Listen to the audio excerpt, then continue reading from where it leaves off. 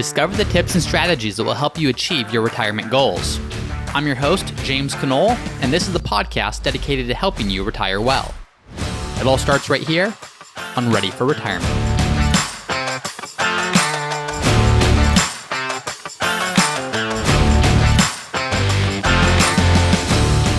Hi, everyone, and welcome back to another episode of Ready for Retirement. I'm your host, James Knoll, and today on the podcast, we're going to do something a little bit different. Up until now, we've been doing single episodes, and those episodes have been designed to answer one specific question and to go fairly deep on that one particular topic, and that's great in a lot of instances. Other times, though, there's a topic or there's a question or an idea that takes a little bit more exploration, a little bit more than we can do in one 20-minute episode. So what we're going to begin today is we're going to begin a new series called the Countdown to Retirement series. And what it is it's one big picture question of how do you know if you're on track for retirement? But we're going to break that down into 4 individual episodes because I once heard an interesting and unique approach to retirement planning. And this approach essentially said that your ability to retire comes down to your ability to answer yes to 4 distinct and separate questions. And so what we're going to do is we're going to explore each of those questions, understand what they are, and then understand how do you know if you can answer yes to that question. And today, on the Countdown to Retirement series, we're going to start with the question number 1. And that first question is probably the first question most of you think of when it comes to, am I ready to retire? It's, do you have enough? And that's money. So do you have enough money to retire? Now, that's a question probably a lot of us have, and it can be a difficult question because it's a question that depends on a lot of different variables, and it's a question that's going to be unique and different for every individual person. So on today's episode, what we're going to do is we're going to understand the framework or the approach that you need to take if you want to understand if you have enough to retire, which is step 1 of 4 steps that will enable you to see if you're in a position to retire. So let's jump right in. There are 4 distinct things that you need to understand as you ask this question of do you have enough to retire? And what I always encourage people to do is there's a great book by Stephen Covey called The 7 Habits of Highly Effective People. And one of those habits is successful people always begin with the end in mind. Same approach is true for retirement planning. So when I say start with the end in mind, this is what I mean. Is as you're thinking about can you retire, well, when do you want to retire? Do you love what you do and don't see yourself ever really stopping? That's going to be a lot different than someone who's in a hurry to retire as soon as they possibly can, maybe as soon as possible in many cases. What do you see yourself doing in retirement? Do you want to retire and just kind of maintain lifestyle and what you're doing today, whether that's spending time with family, whether that's going on a couple of different trips per year, but really keep all things the same as they are today? Versus do you see yourself retiring and having a totally different lifestyle?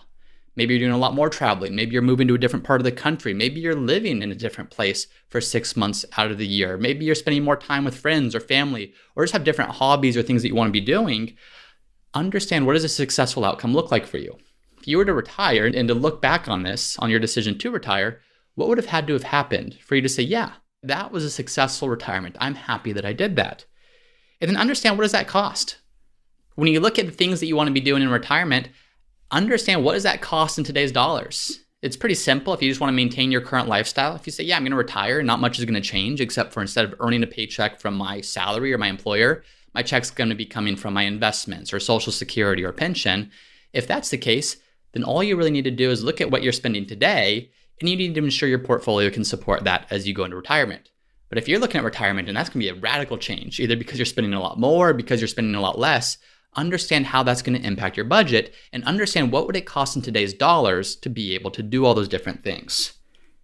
And then you need to adjust for inflation. So inflation is something that's not going to ever stop going up. If you think about what things were costing 30 years ago, what it cost to purchase a home or a vehicle or clothing or a dozen eggs, whatever it may be, things that cost one price 30 years ago are now significantly higher today. And as you're approaching retirement, that same thing is going to happen going forward. So if you're looking at a retirement, and let's assume that you're 60 years old today. And if you're 60 years old today and you say, you know what, James, I want to live on $100,000 after tax, and that would allow me to support my retirement lifestyle, that's great. And $100,000 is going to do that today. But after 20 years, it's going to cost $180,000 per year to maintain the same purchasing power that you have today with $100,000. It's assuming a 3% per year rate of inflation. After 30 years, it's going to cost $243,000 per year to maintain the purchasing power that you have today with $100,000. So if you're retiring at 60, and chances are good you may live to 90 or well beyond that, living expenses are likely going to go up to 200 to 300% higher than what they are today. That's something that you need to take into account as you start to understand what it's going to cost to retire. So when I say start with the end in mind, you're starting with the end in mind because you're not planning for today. You're not just planning for what does it cost today to live. That's a starting point, but really you need to think about how is that going to change over the course of your retirement. So you start by knowing what's it going to cost to fund your retirement? What is it going to cost to be able to do the things that you want to do to have that successful outcome? Because once you're done with that, then we can move on to step number 2, which begins the process of saying, how do we begin to position or understand where we are today in order to accomplish that? So if step number 1 is start with the end in mind, step number 2 is know your income. Yes, know your income today. That's pretty straightforward. What are you earning from your employer, from your work? But your future lifestyle, when you're no longer working and earning that paycheck, it's going to be funded by 2 primary sources of income. One of those sources is what I'll call non-portfolio income. So it's things like Social Security, pension, rental income, really any income that you're receiving. It could even be part-time work. Any income that's coming in that's not requiring you to pull money out of your portfolio. So non-portfolio income is the first source of income. And the second, of course, is going to be portfolio income, which we'll look at in step 3. But you need to start by knowing your income because what that does for you is that gives you the baseline. Going back to our example, of assuming you want to spend $100,000 per year in retirement. Well, what if you have Social Security, you and a spouse? And what if you have a small pension from a previous employer? Well, that's going to cover some of that $100,000. I mean, that whole $100,000 doesn't necessarily have to come from your investment portfolio. A part of it will, but you want to first understand how much is it going to come from other sources, the non-portfolio income, and start with that amount. Once you start with that amount, understand what that total is going to be. So again, this could be adding up Social Security benefits. It could be adding up rental income, pension, any part-time work you might be doing, any other sources of income. Understand how much that is, because what you can do with that is once you've added that all up, you can see what percentage of your retirement expense needs will be covered before you even touch your portfolio. Before you even have to take money out of your 401k or Roth IRA or other investment accounts, you need to understand how much is even needed from your portfolio. And you do that by understanding how much is already covered by other sources. So step number 2 is know your income. So far we've talked about begin with the end in mind, understand when you want to retire, what retirement looks like for you, what it's going to cost to do that. And then step number 2 is what income sources will you have throughout retirement. Step number 3 then is to calculate how much do you need to have in your portfolio. So step number 2 is understanding how much of your income will come from non-portfolio sources. Now what you know is when you subtract that, or when you subtract how much income you want to be living on by the amount of income that's going to come from non-portfolio income sources, the remainder is what needs to come from your portfolio. So in our example, going back to that, if we want to live on $100,000 per year, and let's assume that we have $60,000 per year coming from non-portfolio sources, again, Social Security, pension, whatever it may be. What that leaves is $40,000 per year that needs to come from our portfolio. Now, this is important because once you understand how much you need to generate or how much your portfolio needs to generate, it's at that point that you can calculate how much you ultimately need to have in your portfolio so that you can give yourself the green light and say, okay, I'm ready to retire. I have enough in my portfolio and other income sources to be able to pull this off. So back to that example, if we need $40,000 from our investment portfolio, there's a general rule of thumb in the investment world that you can safely take out about 4% per year of your portfolio value without running the risk that you might run out of money at some point. So whatever your portfolio value is, whether it's $100,000 or $10 million, you can safely take out about 4% per year, assuming you're invested the correct way, and you can be reasonably assured that that money is going to last you for 30 plus years into retirement. So if we start with that baseline and say, okay, whatever portfolio value you have, it can generate 4% per year of income for you to live on. Well, if we need $40,000, the first thing we need to understand is, okay, $40,000 is 4% of what number? What bigger number do we need so that we can understand that 4% of that is going to equal $40,000 per year, which is going to supplement our Social Security, our pension, or the other income sources we're using in this example. So what you do is you take $40,000 and you simply divide that by 4%, or you divide that by 0.04, and what you come up with is exactly $1 million in this example. Meaning if you have $1 million in your portfolio, that can generate $40,000 per year safely throughout retirement. So you take that $40,000, you add it to your Social Security, you add it to your pension, and you've just met your income needs. You've solved between how much non-portfolio income you have and how much portfolio income you have, and that's going to be enough to take you all the way throughout retirement. Now, this is so important that you do this and that you don't skip step number 2, because if you're looking at the fact that you might need $100,000 per year in income, and you're saying, gosh, my portfolio needs to generate that whole amount. Well, if you divide $100,000 by 4%, that's $2.5 million. Meaning you would need to have $2.5 million in your portfolio to generate $100,000 per year to meet your income needs.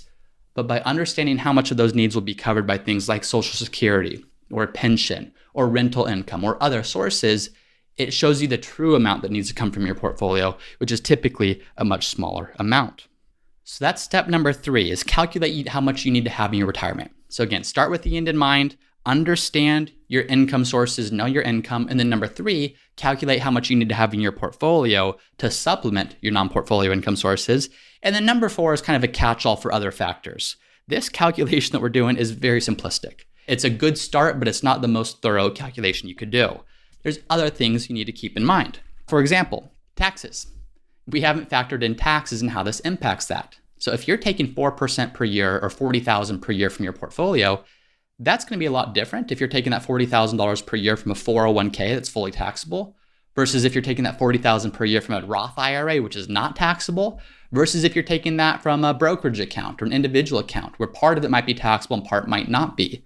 So understanding the taxes that you'll have to pay is a crucial part of this, because it's understanding how much of that 4% per year you'll actually get to keep versus how much of that is going to be paid in taxes. So make sure you're keeping that in mind.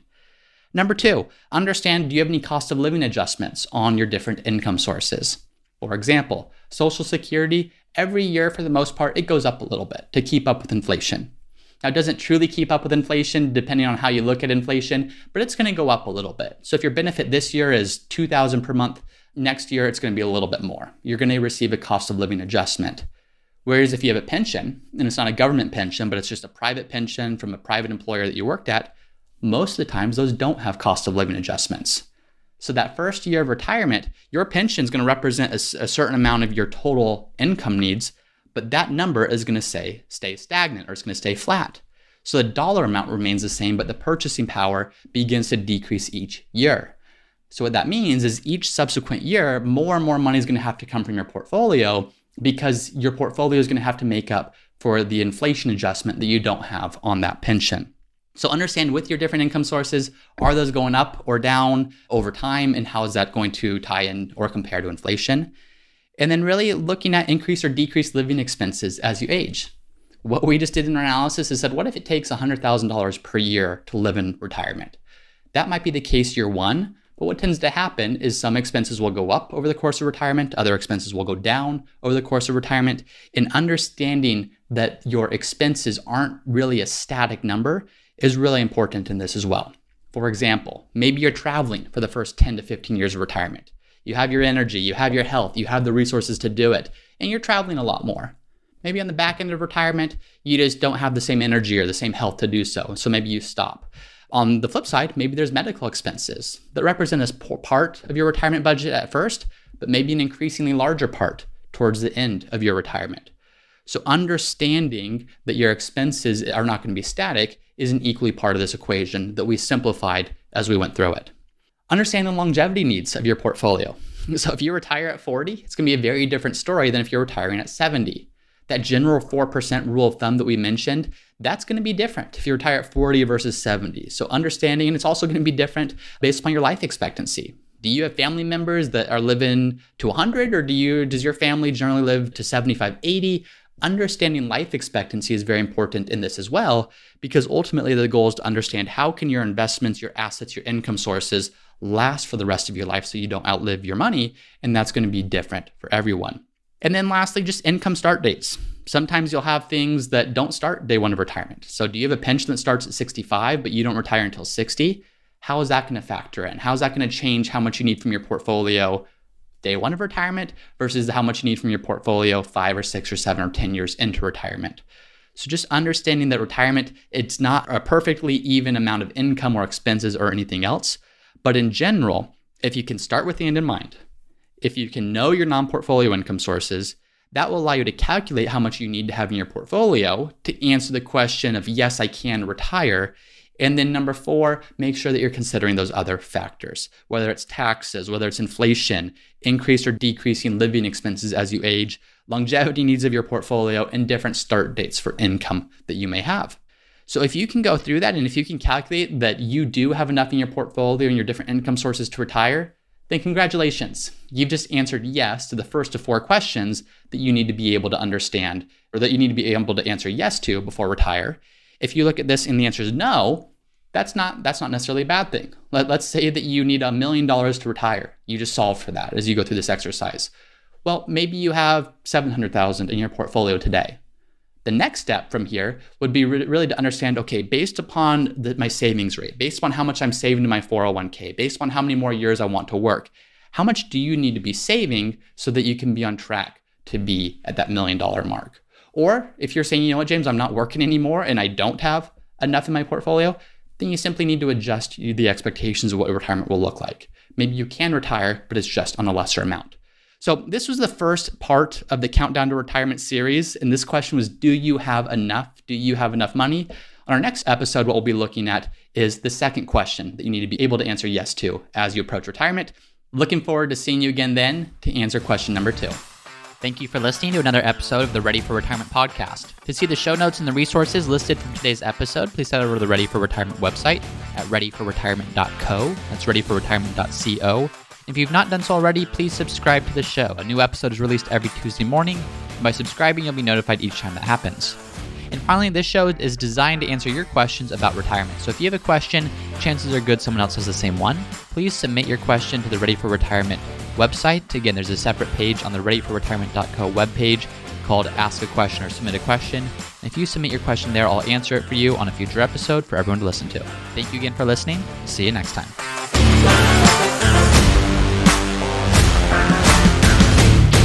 Hey everyone, it's me again for the disclaimer. Please be smart about this. Before doing anything, please be sure to consult with your tax planner or financial planner.